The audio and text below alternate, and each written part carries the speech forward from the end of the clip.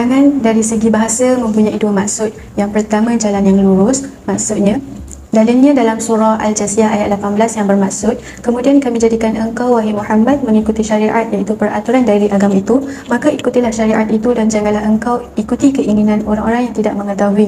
Manakala maksud yang kedua ialah air yang mengalir untuk tujuan minum. Para fuqaha telah berpendapat bahawa lafaz syariat ialah hukum yang telah ditetapkan oleh Allah Subhanahu Wa Taala. Hal ini kerana perundangan itu umpama air yang mengalir kerana ianya merupakan cara untuk menghidupkan jiwa dan makanan untuk minda.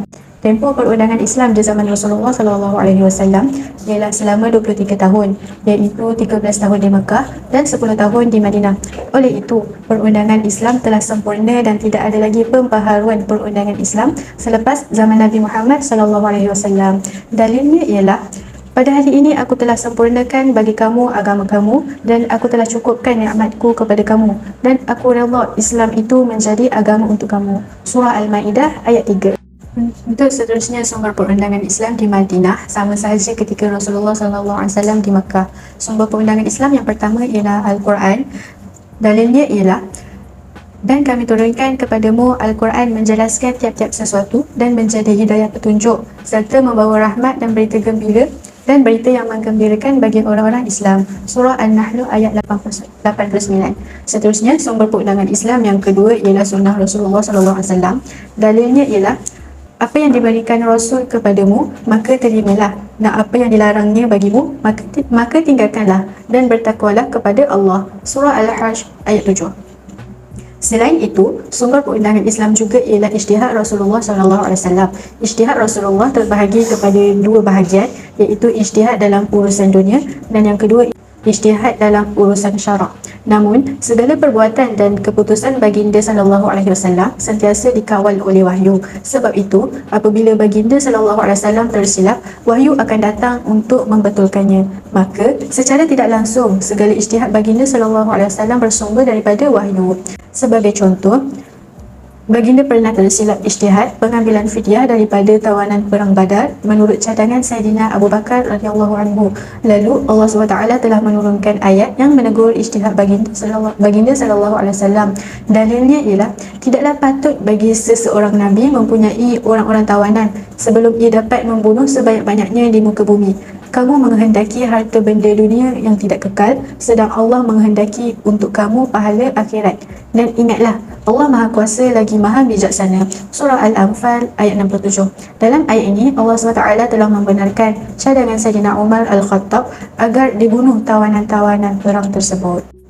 Bagi asas perundangan Islam pula ada tiga bentuk. Yang pertama ialah tidak menyusahkan, yang kedua sedikit tanggungjawab dan yang ketiga ialah beransur-ansur. Asas perundangan Islam yang pertama iaitu tidak menyusahkan, bermaksud dengan tidak membebankan manusia. Setiap manusia mampu melakukan suruhan Allah SWT dan mampu meninggalkan segala larangannya.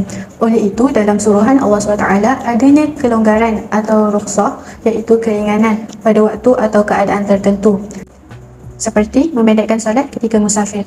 Bagi asas yang kedua pula iaitu sedikit tanggungjawab pula, bermaksud syariat yang dipertanggungjawabkan tidak terlalu banyak dan tidak membebankan manusia. Contohnya ialah solat hanya diperintahkan 5 kali sehari, puasa hanya diwajibkan sebulan pada bulan Ramadan, haji hanya diwajibkan bagi mereka yang mampu dan zakat pula diwajibkan apabila cukup nasab. Dan yang terakhir bagi beransur-ansur pula ialah penguatkuasaan undang-undang Islam secara beransur-ansur, seperti Al-Quran diwahyukan kepada Rasulullah SAW secara berperingkat selama 23 tahun, iaitu 13 tahun di Mekah dan 10 tahun di Madinah. Oleh itu, asas perundangan ini memberi peluang kepada manusia untuk memahami, mengamalkan serta menghayatinya. Ciri-ciri ayat Madaniyah ialah ayat yang menceritakan tentang hukum secara menyeluruh, ayat-ayat yang ada khitab dan lafaz ya ayyuhallazina amanu, ayat-ayat yang bersifat panjang seperti surah Al-Baqarah, Ali Imran, An-Nisa dan sebagainya.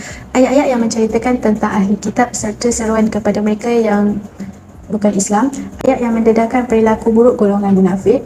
Bahkan Allah SWT juga telah mewajibkan puasa, zakat dan haji, menghalalkan jual beli dan mengharamkan riba, peraturan mengenai kekeluargaan, nikah, cerai, harta pusaka Juga telah disebutkan tentang hudud, kisos serta menjaga hak-hak kemanusiaan, agama, diri, harta, keturunan dan akal. Maka jelaslah bahawa perundangan Islam di zaman Madinah lebih tertumpu kepada selain pembentukan akidah seperti muamalat, munakahat dan jenayah. Manakala bentuk penurunan ayat Al-Quran pula disesuaikan dengan suasana dan keadaan tertentu dengan 3 bentuk penurunan. Yang pertama ialah Al-Quran diturunkan mengikut peristiwa yang berlaku. Seterusnya untuk menjelaskan sesuatu hukum yang tidak didahului dengan sesuatu peristiwa, dan yang terakhir untuk menjawab soalan yang dikemukakan. Bagi bentuk penurunan yang pertama ialah peristiwa yang berlaku kepada sahabat Nabi SAW, iaitu Muzid Al-Ghanawi. Beliau telah diperintahkan pergi ke Mekah untuk membawa kaum muslimin yang masih berada di sana ke Madinah. Setibanya beliau di Mekah, beliau digoda oleh seorang perempuan musyrik yang kaya lagi berharta. Lalu Muzid menolak permintaan perempuan musyrik tersebut kerana takut kepada Allah SWT. Tetapi beliau bersetuju jika ingin berkahwin. Lalu musyrik telah kembali ke Madinah dan bertanyakan kepada Nabi SAW akan perihal ini. Lalu turunlah ayat Al-Quran. Dalilnya ialah yang bermaksud, dan janganlah kamu berkahwin dengan perempuan-perempuan kafir musyrik sebelum mereka beriman, iaitu memeluk agama Islam. Surah Al-Baqarah ayat 221. Manakala contoh bagi bentuk penurunan yang kedua ialah tentang pensyariatan puasa di bulan Ramadan. Telah diriwayatkan oleh Ibnu Jarir daripada Muaz bin Jabal radhiyallahu anhu telah berkata, sesungguhnya Rasulullah SAW telah datang ke Madinah, lalu baginda SAW telah berpuasa pada hari Ashura dan 3 hari setiap bulan. Kemudian Allah SWT telah mensyariatkan puasa dengan permulaan penurunan ayat Al-Quran daripada surah Al-Baqarah ayat 183 yang bermaksud, wahai orang-orang yang beriman, kamu diwajibkan berpuasa sebagaimana diwajibkan ke atas orang yang sebelum kamu, supaya kamu bertakwa. Seterusnya, contoh bentuk penurunan yang ketiga ialah tentang peristiwa masyarakat Arab yang datang berjumpa dengan Rasulullah SAW. Mereka bertanya kepada Rasulullah SAW, wahai Muhammad, adakah Allah itu dekat hingga cukup bermunajat saat berkomunikasi dengannya, atau Allah itu jauh sehingga perlu menyerunya? Maka turunlah ayat daripada surah Al-Baqarah ayat 186 yang menjawab persoalan ini. Maksudnya, dan apabila hamba-hambaku bertanya kepadaku mengenai aku, maka beritahu kepada mereka, sesungguhnya aku, iaitu Allah, sentiasa hampir kepada mereka. Aku perkenankan permohonan orang yang berdoa apabila dia berdoa kepadaku, maka hendaklah mereka menyahut seruanku dengan mematuhi perintahku, dan hendaklah mereka beriman kepadaku agar mereka selalu berada dalam kebenaran. Kesimpulannya, dengan keadaan sedemikian, dapatlah kita fahami bahawa perundangan Islam di Madinah mempunyai sedikit persamaan dengan perundangan Islam di Mekah, namun tempoh di Madinah hanyalah selama 10 tahun berbanding di Mekah selama 13 tahun. Selain itu, kuasa persyariatan hanyalah Rasulullah SAW, tidak ada selainnya, kerana sumber rujukan itu hanyalah Al-Quran, Sunnah dan ijtihad Rasulullah SAW. Bahkan, peluang untuk berselisih pendapat itu tidak ada. Di samping itu, penurunan ayat Al-Quran hanyalah mengikut kesesuaian atau menjawab soalan, bahkan sedikit sahaja yang tidak menurut peristiwa yang berlaku. Akhir sekali, perundangan Islam juga tidak berlaku secara sekaligus, tetapi berlaku secara berperingkat mengikut ayat atau hadis.